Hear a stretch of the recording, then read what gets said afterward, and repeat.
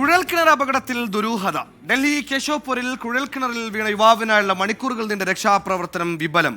മരിച്ചയാളെ തിരിച്ചറിഞ്ഞില്ല. വിശദമായ അന്വേഷണം ആവശ്യപ്പെട്ട മന്ത്രി അതിഷി മർലേന ചീഫ് സെക്രട്ടറിക്ക് കത്തെഴുതി.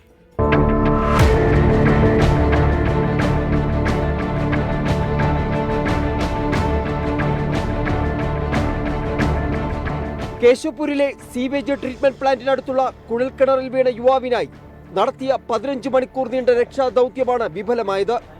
വൈകിട്ട് 3 മണിയോടെ മൃതദേഹം NDRF സംഘം പുറത്തെടുത്തു.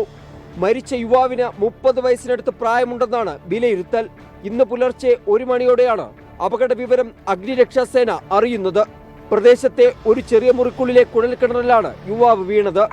കിണറിന്റെ മേൽമൂടിയിലെ പൂട്ട് തകർന്ന നിലയിലാണ് കണ്ടെത്തിയതെന്ന് മന്ത്രി അതിഷി പറഞ്ഞു. വീഴ്ച പറ്റിയ ഉദ്യോഗസ്ഥർക്കെതിരെ നടപടിയെടുക്കാനും ചീഫ് സെക്രട്ടറിക്ക് നിർദ്ദേശം നൽകി. കുഴൽക്കിണറിൽ യുവാവ് എങ്ങനെ വീണു എന്നതിൽ ദുരൂഹത തുടരുകയാണ്.